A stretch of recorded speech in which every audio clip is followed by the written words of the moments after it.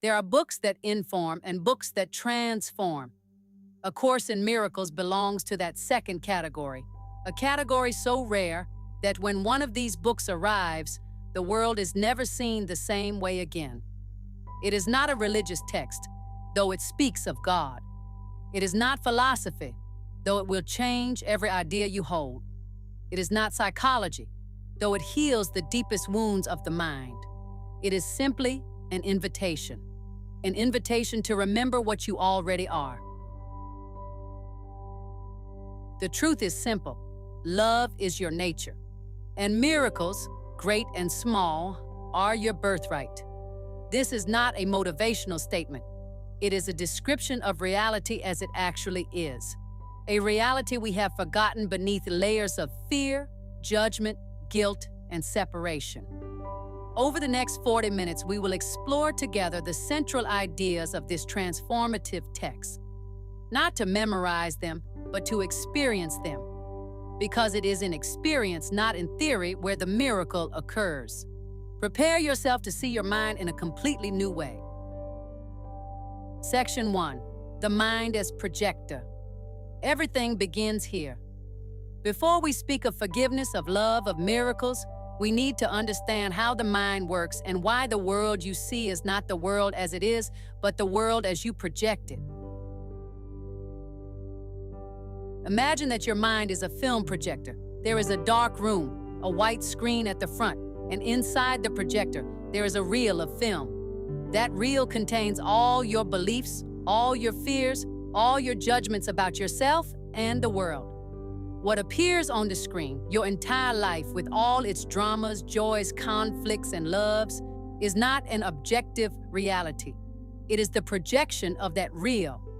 Most people spend their entire lives trying to change what they see on the screen. They shout at the actors, they try to move the chairs, they strain to alter the scenes.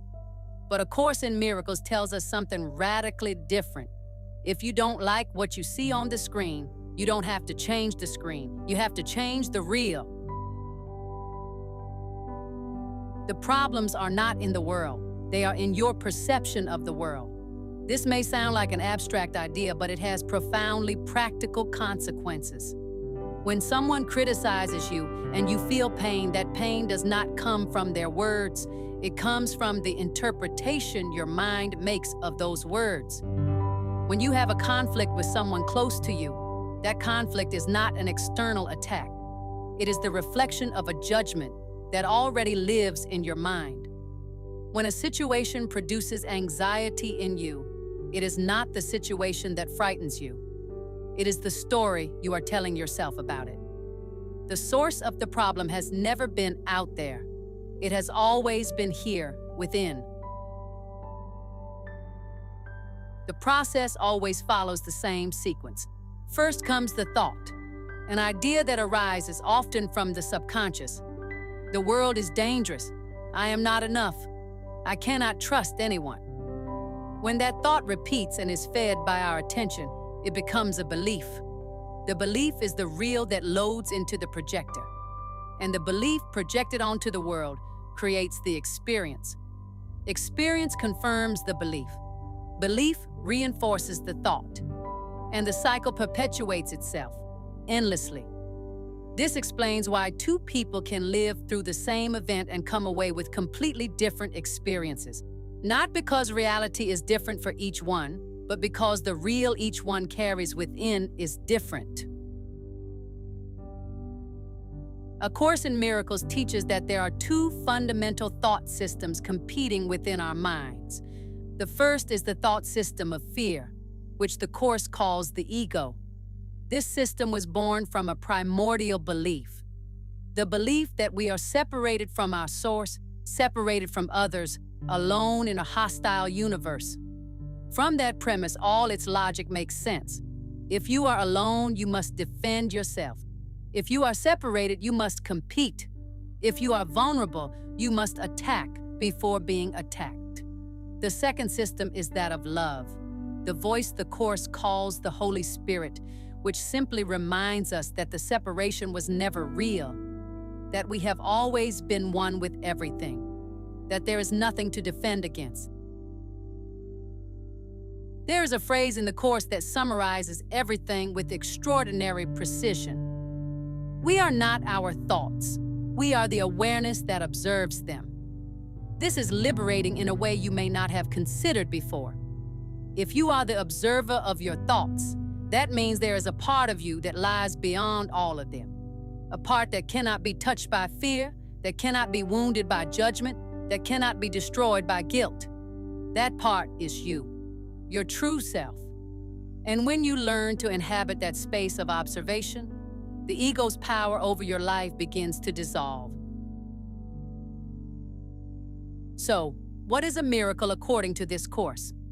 It is not water turning into wine. It is not the instantaneous healing of an illness, although that may occur.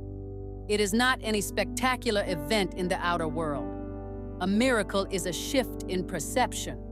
It is the moment, in that precise and transformative instant, when you decide to change the channel on the projector, to move from fear to love, from judgment to understanding, from separation to unity. That shift can happen in 1 second, and when it does, the entire screen changes. Not because the world has changed, but because you have changed the film illuminating it. The miracle does not happen outside. The miracle happens in the mind that chooses differently. Section 2, the ego. To free ourselves from something, we must first see it. And the ego is particularly difficult to see because it is the very system that does the looking. It is like trying to see your own eyes without a mirror. That is why we begin here, with the light on. The ego loves to judge. It judges others. He is selfish. She is irresponsible. They are wrong. It judges situations. This is unfair. It shouldn't be this way. The world is broken. And above all, it judges itself. I am a failure. I am not enough. I don't deserve love. For the ego, judgment is not simply an opinion. It is an existential necessity. Why? Because the ego exists precisely in differentiation.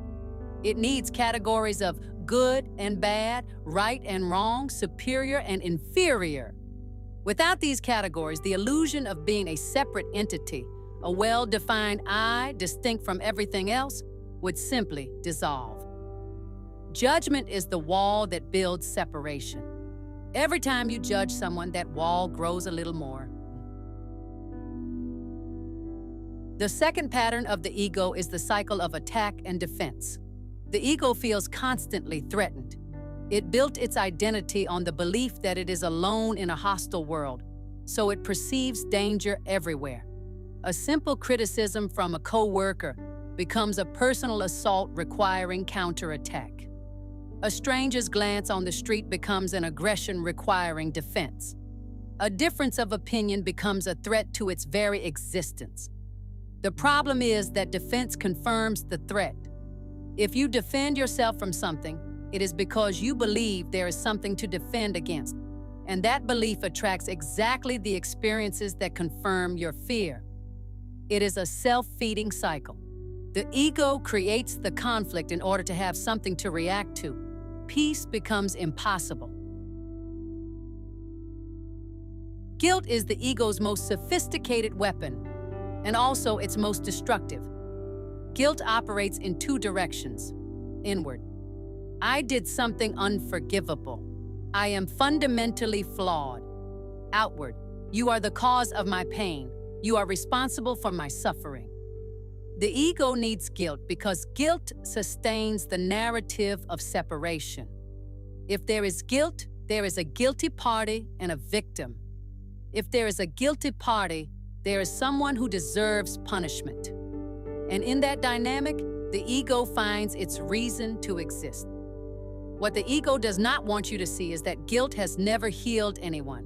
It has not inspired genuine change. It has not led to redemption. Guilt is paralyzing.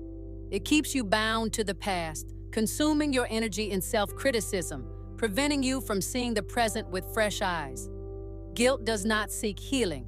Guilt seeks justification. The fourth pillar of the ego is scarcity. The deep, almost always unconscious belief that there is not enough. Not enough love, money, time, recognition. This belief contaminates everything.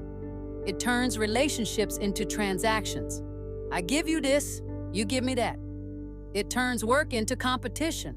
If he succeeds, I lose. It turns life into a struggle.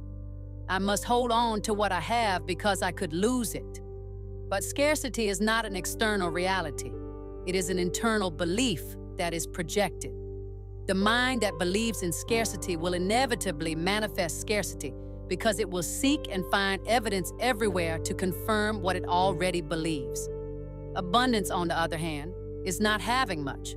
It is a state of consciousness that recognizes there is enough, that in giving, we receive, that sharing does not diminish us, it adds to us. The first step toward freedom is to stop fighting the ego. You do not eliminate it by attacking it. You dissolve it by seeing it. When you are able to observe a thought of judgment and say, this is the ego, this is fear speaking, in that moment of recognition, something extraordinary happens. You no longer identify with the thought. You become the observer. And the observer has something the ego will never have, the freedom to choose differently. Awareness is the light that dissolves the darkness of the ego. You do not have to fight that darkness. You only have to turn on the light. Section 3, the inner guide. If the ego is the voice of fear, what is the opposite? A Course in Miracles speaks of another voice, one that is always available, one that never abandons you, one that can only speak the language of love. The Holy Spirit, or whatever you prefer to call it, your inner guide, your deepest wisdom, the voice of love, does not speak in audible words. It does not arrive as thunder or dramatic vision. It comes as a quiet intuition, a feeling of peace that appears just when you are about to react with fear, a sudden clarity in the midst of confusion, an unexpected compassion for someone you just judged. The ego always leaves a bitter aftertaste. After a thought of judgment, there is anxiety. After projecting guilt, there is agitation. After attacking, there is emptiness. The inner guide, in contrast, always leaves peace. After an act of forgiveness, there is relief. After choosing love, there is freedom. After releasing defense, there is rest. This difference, peace versus unease, is your internal navigation system. It tells you, in real time, which voice you are following. What the inner guide reminds you of is something the ego works tirelessly to make you forget, that you are perfect just as you were created. Not perfect in the sense that you don't make mistakes, you do. Perfect in the sense that your deepest essence is pure love, and that love cannot be damaged by any mistake. The ego's voice tells you, your worth depends on what you do, on how much you produce, achieve, and please others. The inner guide's voice tells you, your worth is inherent. You are worthy of love not for what you do, but for what you are. This difference is the root of all difference, because from the first perspective, love is something to be earned. And from the second, love is something you already have. And you simply need to recognize it. Learning to listen to the inner guide is a practice. It does not happen overnight. For years, decades, we have given preference to the ego's voice. We have confused it with reason, common sense, reality. Tuning in to the inner guide requires stillness. It requires the willingness to pause before reacting, to ask, what would love tell me in this moment? How would I respond if I had no fear? You don't have to force anything. The inner guide does not demand. It only invites, only suggests, only waits with infinite patience, because it knows something the ego does not, that you have all the time in the world to remember what you are. Choose love and choose peace, because peace is not a state found outside. It is not the result of everything going well in the world.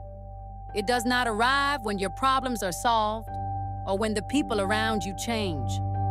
Peace is a state of mind, and it is the natural, almost inevitable, result of listening to the voice of love instead of the voice of fear. It is the gift that love gives you when you choose to inhabit it, and it is available now, in this moment, without conditions. Section 4, Forgiveness. This is the heart of the course. If there were a single idea to extract from all its texts, from all its lessons, from all its practice, it would be this: forgiveness. But the forgiveness the course teaches looks nothing like the forgiveness we know. Conventional forgiveness operates under a premise: someone committed a real offense. You are the victim, and in an act of moral greatness, you decide to release the guilty party from their debt. The problem with this model is subtle but fundamental. It confirms that the offense was real. It confirms that there is a guilty party and a victim. And in doing so, it keeps you bound to exactly what you are trying to release. Forgiveness, according to A Course in Miracles, is something entirely different. It starts from this premise: if the world you see is a projection of your mind, then the offenses you perceive are ultimately manifestations of your own judgments and fears projected outward. I am not saying that other people's behavior does not matter. I am not saying that the pain is not real. I am saying something deeper: that the source of your suffering is not what that person did, but the interpretation your mind made of what that person did. And that interpretation you can change. There is an image that illustrates this perfectly. Resentment is like holding a burning coal in the palm of your hand, waiting for it to burn the other person. Who gets burned? You. Not the person you hold resentment toward. You carry the weight. You carry the heat. You carry the scars. Resentment does not punish the one who hurt you. It punishes you. Releasing resentment does not mean saying, "What you did was okay." It means saying, "I refuse to keep paying the price for your action." It is an act of self-preservation disguised as generosity. Or more precisely, it is an act of self-love that has the side effect of freeing the other person as well. Forgiveness does not erase the memory of the event. What changes is not the memory itself, but the emotional weight that memory carries. Imagine you have a wound on your arm. It is still there, the scar remains. But the sharp pain, the infection, the inflammation that prevented you from moving, those go away when the wound heals. Forgiveness is not forgetting. It is healing. It is the process by which you withdraw the emotional charge from a memory you have been carrying like a stone around your neck. And you don't have to do it all at once. You don't have to force yourself to feel what you don't feel. Forgiveness is a process, not a single event.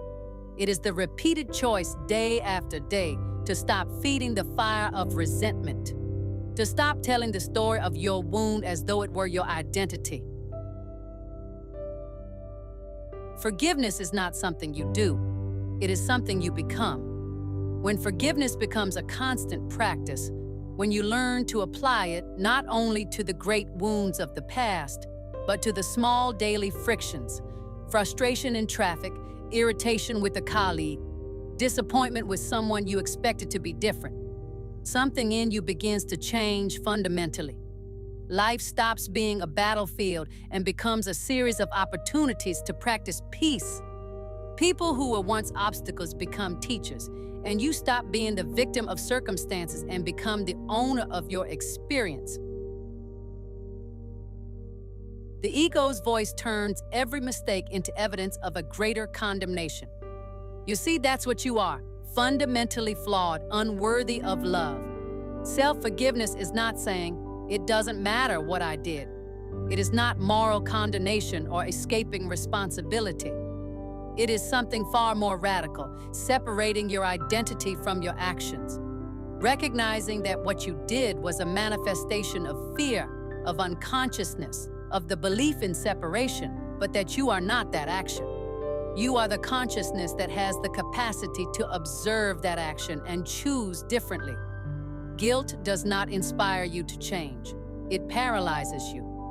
Self-forgiveness frees you to act from love. Forgiveness is the most practical tool that exists. It is not something reserved for great traumas. It is something we can and must use in every moment of unease. When you feel the first hint of irritation before it becomes anger, that is the moment for forgiveness. When envy arises at seeing another's success, that is the moment for forgiveness. When self-criticism begins whispering that you are not enough, that is the moment for forgiveness. You don't have to wait to feel good in order to forgive. You forgive in order to feel good. This is the correct sequence, and it changes everything. Every act of forgiveness is one more step toward the light. Not in the sense of a distant mystical destination, but in the most literal sense, a step toward the light. Forgiveness undoes the world of illusion. It undoes the belief that you are separated, that you are a victim, that love is conditional. And in its place, it reveals what was always there underneath. The peace that surpasses all understanding. The unity that was never broken. The love that never left. Section 5. Relationships. No terrain is more fertile for the practice of forgiveness than our relationships with others, because it is in relationships where the ego has the most power and where love has the opportunity to shine most intensely.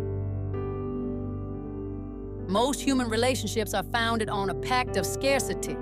We do not say this openly, but the unconscious structure is this: I give you what I have, you give me what I lack. We seek in the other the validation we do not give ourselves. We seek the security we cannot find within. We seek the completeness we believe we are unable to generate alone. And when the other, inevitably, fails to provide what we ask of them, disappointment, resentment, and pain arrive. Not because the person is bad, but because we have placed in them an impossible responsibility to be the source of our happiness. A Course in Miracles calls this a special relationship. And it says that as long as we operate from that dynamic, suffering is guaranteed. The people around us are mirrors, not in the sense that they are copies of us, but in the sense that what disturbs us about them always points to something within us. When someone deeply irritates you, it is worth asking, what part of me resonates with that? When someone's criticism hurts more than it should, the question is, what part of me already believes what that criticism says? This is not to blame you, it is to empower you. Because if the pain comes from within, then healing can also come from within. You don't have to wait for the world to change. You don't have to wait for people to change. You can change your perception of them. And with that, everything changes. A Course in Miracles speaks of a different kind of relationship, the holy relationship. It is not a relationship without conflict. It is not a relationship where everything is harmony and peace. It is a relationship with a different purpose, not to obtain, but to heal. Not to fill my emptiness with the other, but to grow together. In a holy relationship, every conflict is received as information. What part of me needs healing here? What fear of mine is this situation activating? The other stops being the problem and becomes the companion on the journey. Stops being the cause of my pain and becomes the mirror showing me where there is still something to heal. This transformation, from the purpose of obtaining to the purpose of healing, is what turns an ordinary relationship into an extraordinary one. Peace in your relationships does not depend on others. It depends on what you choose to see in them. If you see them as threats, you will experience conflict. If you see them as teachers, you will experience learning. If you see them as brothers, though imperfect, though afraid like you will experience connection. Love is not found outside. Love is discovered within and then extended toward others. And the only way to discover it within yourself is through forgiveness. Relationships are the perfect vehicle for that journey. Not because they are easy, but because in them the ego shows everything it has, and love has the opportunity to respond. Section 6, Body and Healing. One of the most radical aspects of the Course is its vision of the body and illness. Radical and also profoundly liberating, if you are willing to go beyond conventional beliefs. The Course teaches that illness, pain, and physical suffering are not inherent to the body. They are effects, and the cause of those effects always resides in the mind. I am not saying that physical pain is not real. I am saying something deeper, that the mind which believes in guilt, which remains in a chronic state of fear and separation, eventually produces effects in the body. The mind, convinced of its own unworthiness, creates illness as a form of punishment, as a tangible manifestation of the belief that you are flawed and deserve to suffer. Chronic ailments, inexplicable pains, persistent states of discomfort often originate in a mind that has not forgiven itself. This is not to blame you for your illness. It is to show you where access to healing lies. The body is the canvas. The artist is the mind. When the mind chooses peace, when it heals guilt, when it practices forgiveness, the body cannot help but follow its example. This is why the healings the world calls miraculous are neither mysterious nor supernatural. They are simply the direct result of a mind that has chosen to see differently. Living in a body, rather than living as a body, is the key distinction. Living as a body means believing you are your symptoms, that your health defines your worth, that death is your end. Living in a body means recognizing that the body is a temporary instrument, useful, valuable as a tool, but not your identity. Your identity lives in the mind that inhabits it. What to do when the body experiences illness or pain? The Course offers a surprising perspective. Rather than falling into fear, resisting, fighting against the symptoms, it invites us to pause and ask, what thought of fear, what belief of guilt is manifesting in this moment? What part of me needs forgiveness? Not to deny medical treatment, which is necessary and valuable, but to go to the root, to heal not just the symptom, but the cause that generated it. A sick body can be as useful for the healing process as a healthy one, because illness, seen without fear, without the ego's story that turns it into tragedy, can become the deepest opportunity for forgiveness and growth. The body is not your enemy. It is your teacher. It teaches us through its apparent fragility that true strength resides in the mind. It teaches us through pain that there is something in our mind asking to be seen and healed.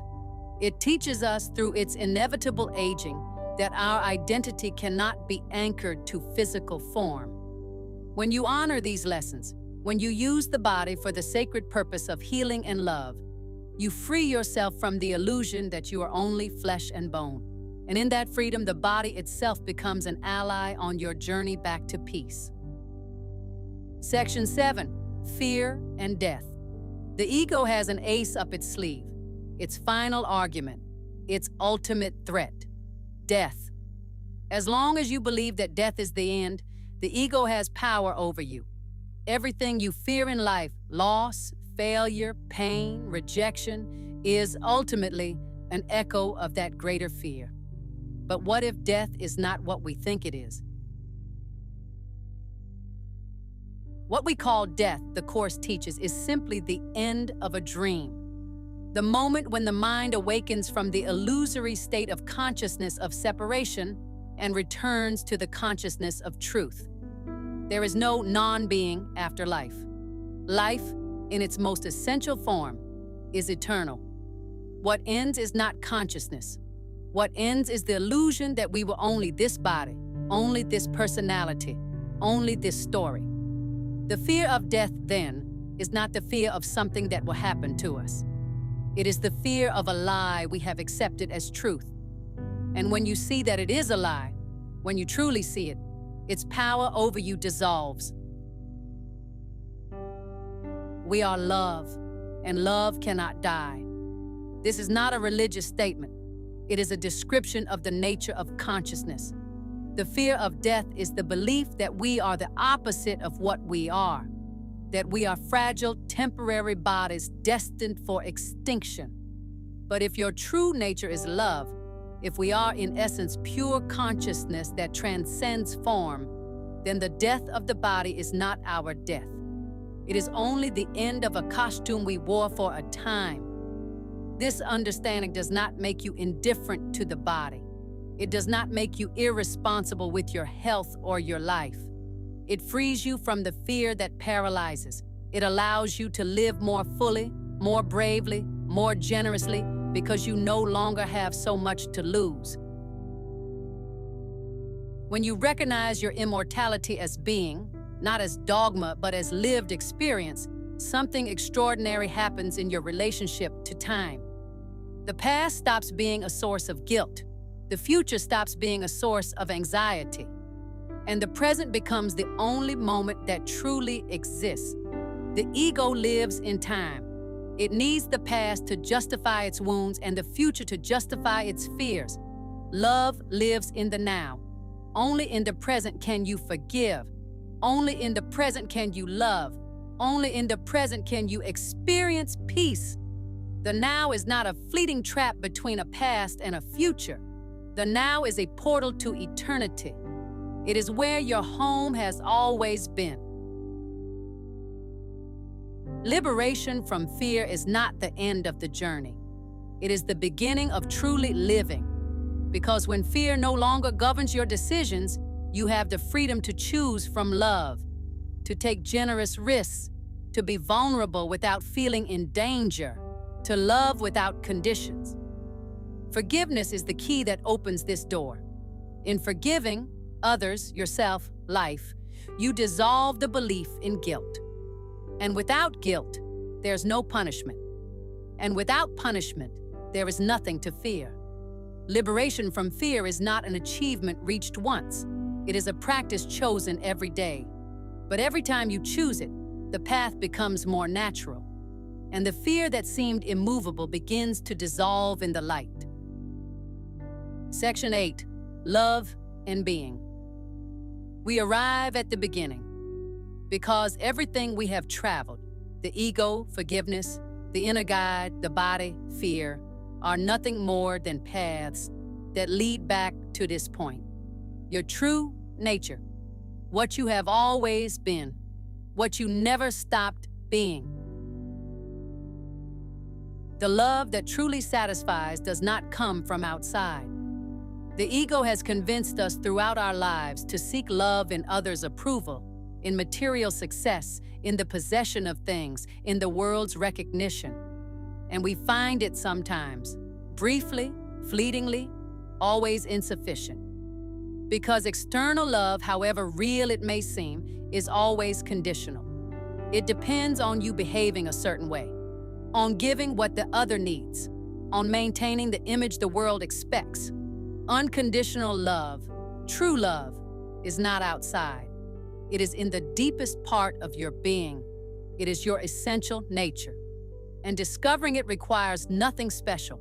It only requires stopping believing the lies that prevent you from seeing it.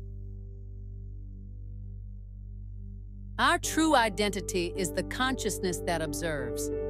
We are not the drama of the film. We are the light that projects the film. We are not the characters of the story.